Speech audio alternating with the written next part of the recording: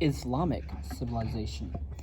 As Thomas Lippmann, author of Understanding Islam, has remarked, the Muslim religion is based on behavior as well as belief. Although this generalization applies in broad terms to the most major religions, it seems to be particularly true of Islam. To be a Muslim is not simply to worship Allah, but also to live according to His law as revealed in the Quran, which is viewed as fundamental and immutable doctrine, not to be revised by human beings. And thus, in Islamic society, there is no rigid demarcation between church and state, between the sacred and the secular. As Allah has decreed, so must human beings behave. Therefore, Islamic doctrine must be consulted to determine questions of politics, economic behavior, civil and criminal law, and social ethics. Of course, to live entirely by God's law is difficult, if not impossible. Moreover, many issues of social organization and human behavior were not addressed in the Quran or in the Hadith or the Sharia.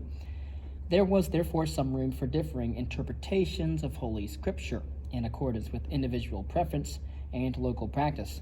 Still, the Islamic world is and has probably always been more homogeneous in terms of its political institutions, religious beliefs, and social practices than most of its contemporary civilizations.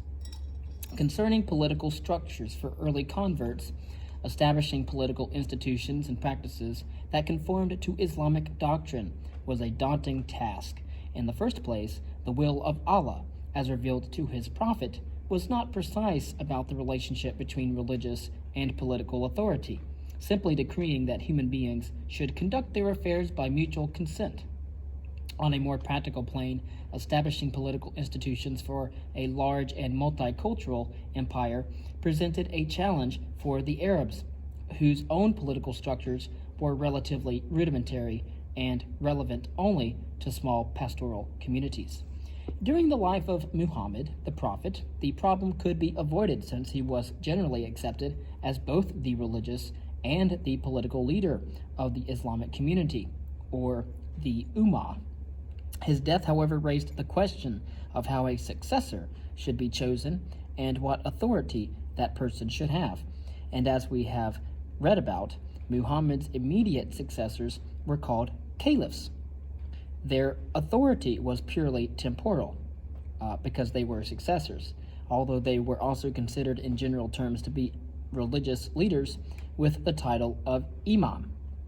At first, each caliph was selected informally by leading members of the Ummah. Soon, succession became hereditary in the Umayyad clan, but their authority was still qualified, at least in theory, by the idea that they should consult with other leaders. Before we move on to the wealth of Arabi and trade in cities in the Middle East, I do want to mention the Alhambra in Granada. Islamic civilization reached its zenith with the 14th century castle known as the Alhambra in southern Spain. Like the Hindus in India, the Muslims of the Middle East and Spain lived in a hot, dry climate, making water a highly prized commodity both literally and psychologically. The quiet, refreshing coolness of water became a vital component of Muslim architecture, displayed in magnificent gardens featuring fountains and reflecting pools such as the one at Alhambra. Concerning trade and civilization, in 2002, archaeologists unearthed the site of an ancient Egyptian port city on the shores of the Red Sea. Established sometime during the first millennium BCE, the city of Berenike linked the Nile River Valley with ports as far away as the island of Java in Southeast Asia. The discovery of Berenike is only the latest piece of evidence confirming the importance of interregional trade in the ancient world.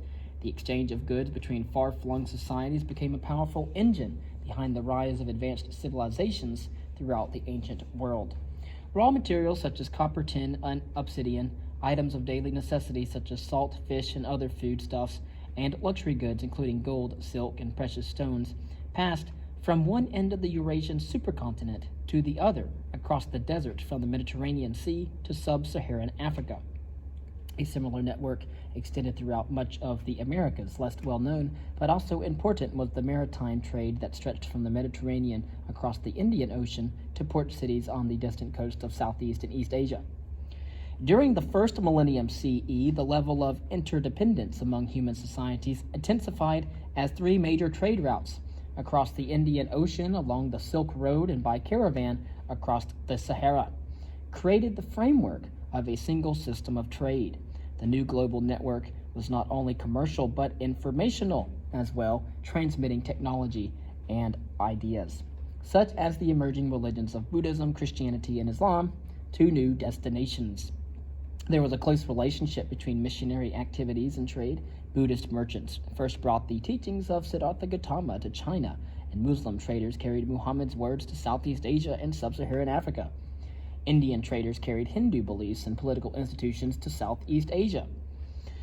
What caused the rapid expansion of trade during this period?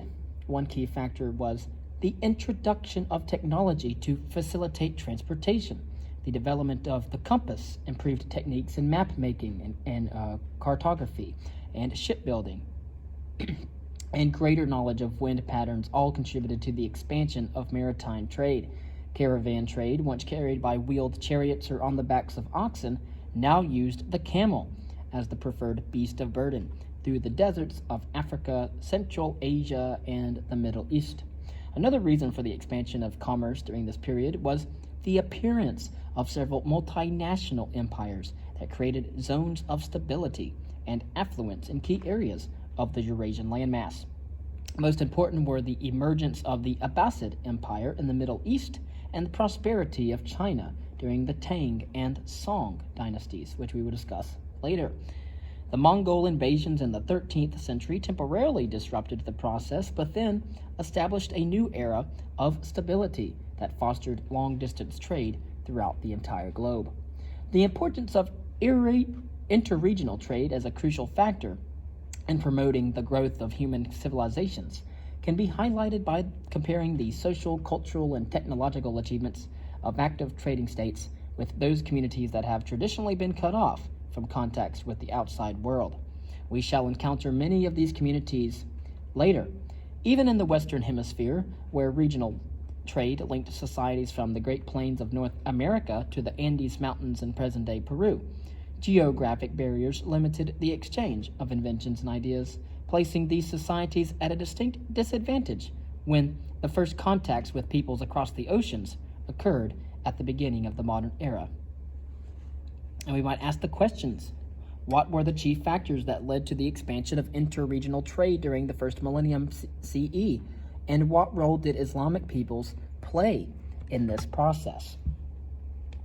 Concerning the wealth of trade in cities in the Middle East, we will come back to that at a later time.